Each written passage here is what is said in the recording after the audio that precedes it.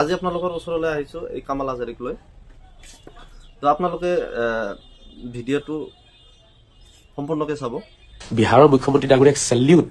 বিহাৰৰ মুখ্যমন্ত্ৰী ডাঙৰীয়াই যে টানি পেলাই মুখৰ পৰ্দা খুলি দিছিলে, তেখেতে ভাল কাম কৰিছে।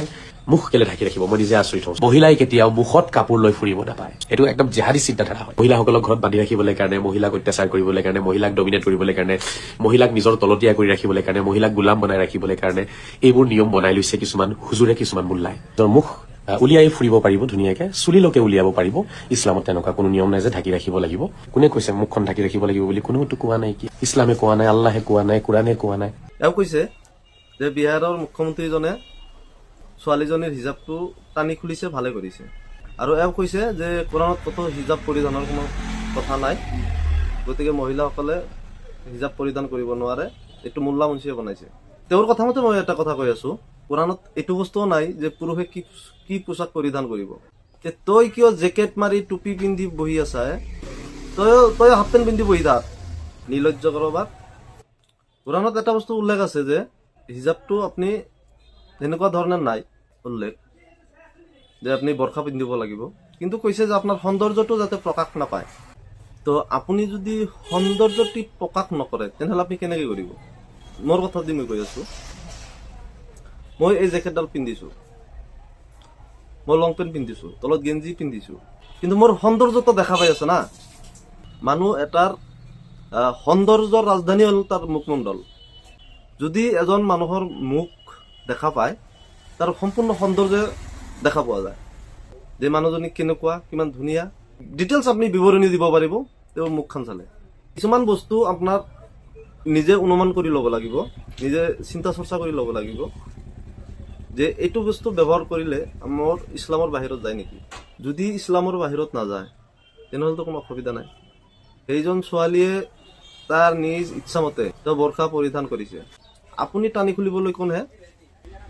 আপুনি টুপি মূৰত দিছে, জেকেট মাৰি বহি আছে, ডাঙৰ ডাঙৰ লেকচাৰ মাৰি আছে, আপোনাক কোনোবাই জেকেট টানি খুলিছে নেকি?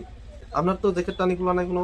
তেনেহ'লে আপোনাৰ ড্ৰেছটো যদি আপুনি আপোনাৰ হিচাপত ব্যৱহাৰ কৰিব পাৰে, মোৰ ড্ৰেছটো যদি মই মোৰ হিচাপত ব্যৱহাৰ কৰিব পাৰোঁ, এই ছোৱালীজনৰ কি দুখ?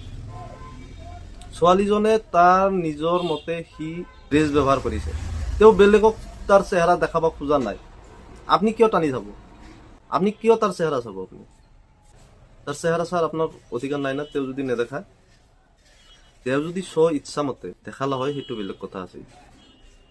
বহুত মুছলিম ছোৱালী আছে যি হিজাব নিপিন্ধে, আছে, বহুত আছে। তেখেতক তো মুছলিমে একো কোৱা নাই যে তুমি কিয় পিন্ধা নাই, তুমি পিন্ধিবই লাগিব। কোনটো টানি ধৰা নাই, মাৰপিট কৰিব যোৱা নাই। তেখেতে পিন্ধিছে, তেখেতৰ মৰ্জি সেইটো, আপুনি ক'ব লগা কোন হয়? আপুনি হ'ল এটা বিশৃংখল মানুহ, অভদ্ৰ মানুহ। আপুনিতো মুছলিম নহয়, আমি নামানো আপোনাক মুছলিম বুলি। আপুনি যিমানে বকবকাই থাকক আৰু যিমানে ভেভাই থাকক, আপোনাক আমি মুছলিম হিচাপত নাভাবোঁ। আৰু এনেকুৱা ধৰণৰ কথা আমাৰ সন্মুখত আহি জিন্দগীত ক'ব চেষ্টা নকৰোঁ। ছ'চিয়েল মিডিয়াতে বেকাই থাকিব পাৰোঁ। ইমান যদি আপোনাৰ সাহস আছে, আপুনি পাব্লিক প্লেচত আহি ক'বচোন এনেকৈ, আপোনাৰ থপৰা বেলেগ হৈ যাব। কাৰণ আপুনি আপোনাৰ হিচাপে ইছলাম পালন কৰক, আমি আমাৰ হিচাপে ইছলাম পালন কৰি আছোঁ। আৰু সেই আপুনি পালন কৰা ইছলামটো আমাৰ ওপৰত জাপি নিদিব। আৰু আমি কোনো মোল্লা মুন্সিৰ ওপৰত নিৰ্ভৰ কৰি ইছলাম পালন কৰা নাই।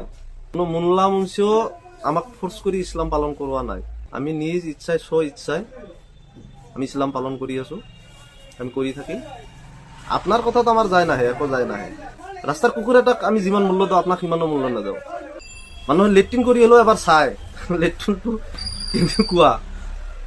আপোনাক ছ'চিয়েল মিডিয়াতে এবাৰ দেখা পালে আপোনাক দেখা মন নাযায়। আপুনি হ'ল তাত চাই অদ, বিস্তাৰিত নক'লো আপোনাক, আমি তাত চাই অদ। গতিকে আপুনি এইবিলাক আহি আৰু ছ'চিয়েল মিডিয়াত নক'ব। আপোনাৰ যদি লাজ অলপো আছে, লাজ আৰু আপত্তি আছে? আপুনি এটা নিলাজ মানুহ, লাজ থাকিলেহে সি লাজ পায়। আপোনাৰতো লাজে নাই, আপুনি লাজ কেনেকৈ পাব?